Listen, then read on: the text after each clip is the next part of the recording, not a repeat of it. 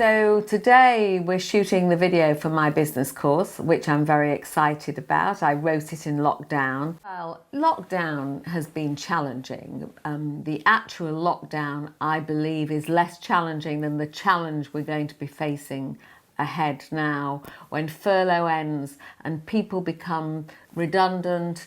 I'm very worried about the economy. I have been quite proactive in wanting people to get back to work, obviously in a safe environment, because I'm so worried about our small businesses. You know, if people are not going into work, what's going to happen to the cafes, to the dry cleaners, to the local shops? And I'm very worried. And I also think that's part of the reason I wrote the course. And now I have a members club because I want to have an ongoing connection with people and give my expertise and knowledge, share my expertise and knowledge. Because I think we're going to find people redundant who have perhaps been in a job 20, 25 years and they're going to be let go. They probably don't even have a CV, which is why I actually offer a CV service as well. And so they're going to have to use all their transferable skills. If they're a bit older, they'll have skills. They're going to have to pivot if they can. Or, as I'm saying, as I'm advising people, you know, look to the businesses that are now thriving and surviving and see if you can pivot your skill into one of those businesses. Because online businesses are doing well, healthcare businesses are doing well. There are businesses that are surviving.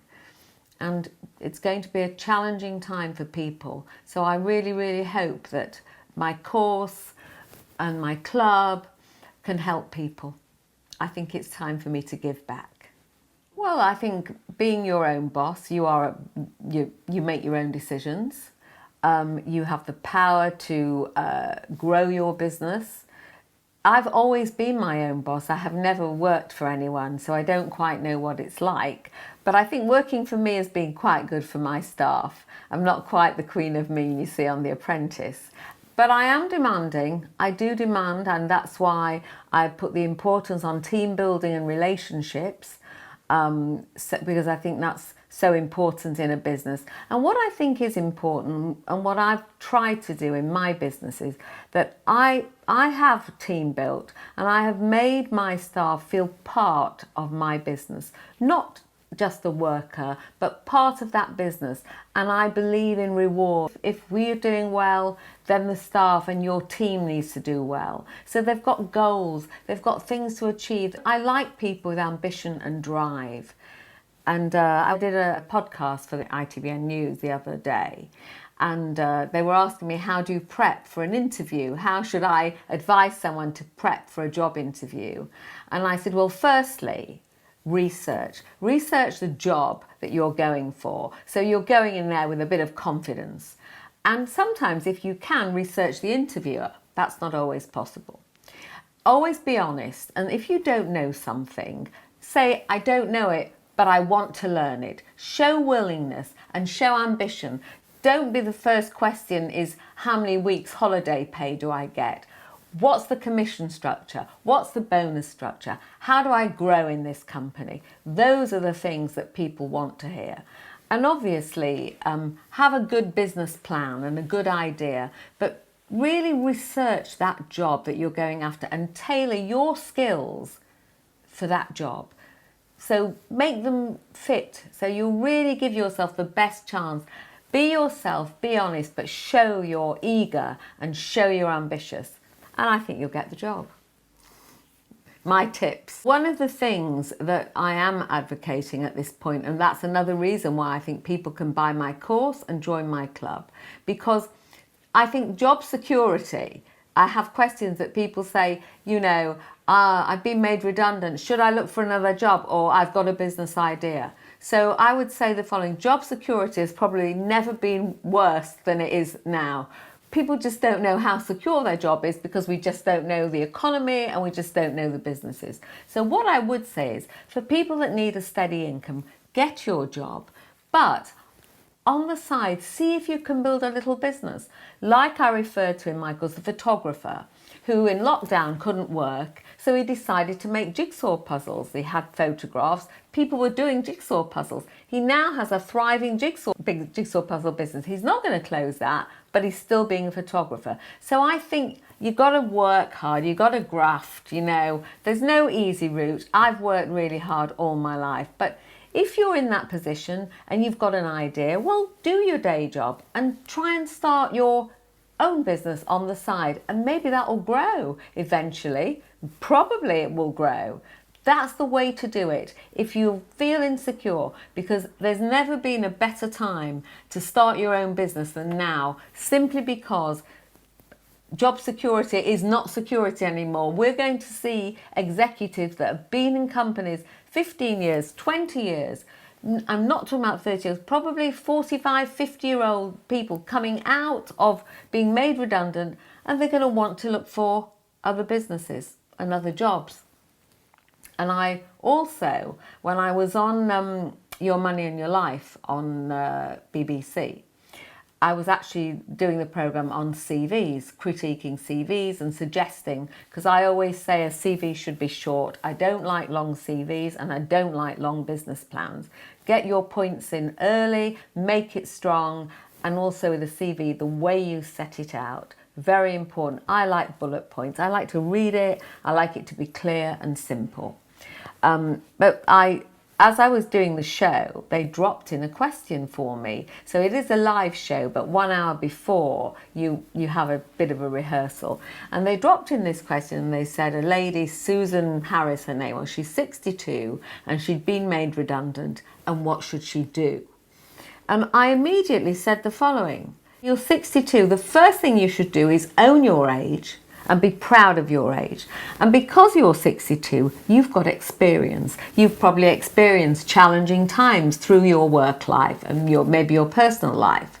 And you've probably got skills. So see if those skills are transferable and go after a job. Older people are getting jobs as well. So just because you're 62, be proud of it and say, you know what, I've got experience and I've got some skills, and use that and focus on the positive. That is my message to everybody. We have to be positive. What are we going to do? We cannot lay down and die. We have to be positive and we have to really try our best. And I go back to my course and my club and my connection with people.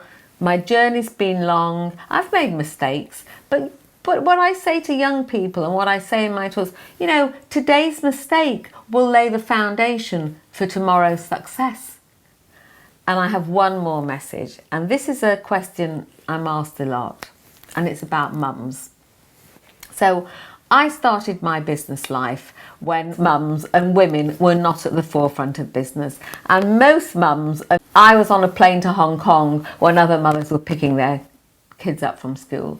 And it was a personal challenge to me of guilt, because I wanted the business. I love the business, but I thought, you know, are my kids being neglected? I knew they were not physically being neglected because my mum and dad moved in, and my former husband was there.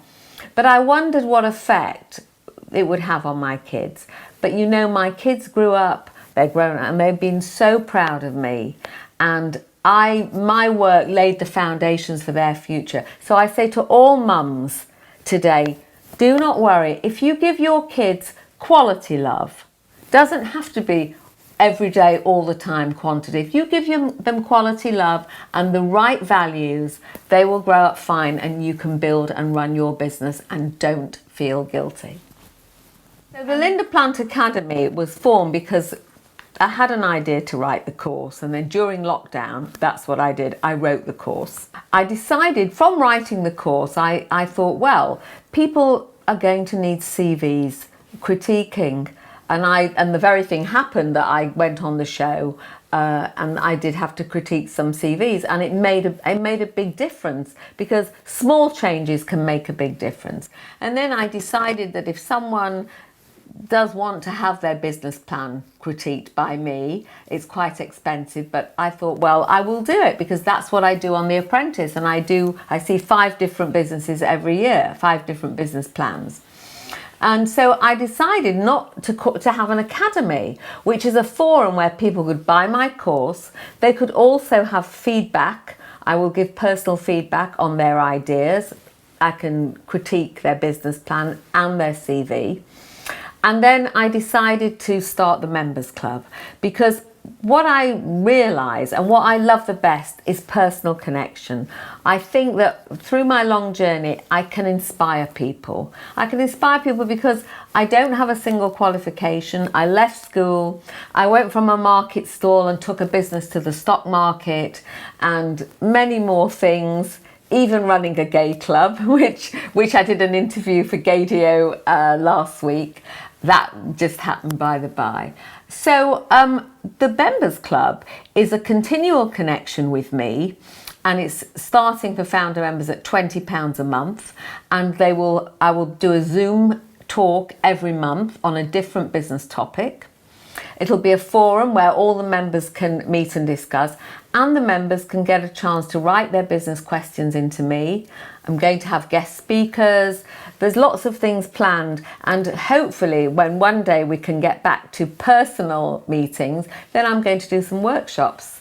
So lots and lots of things. So the Academy really houses everything, which is why we called it the Linda Plant Academy, because it's got more than one thing. All you have to do is go to lindaplant.com. It's very easy, the website. You can buy the course.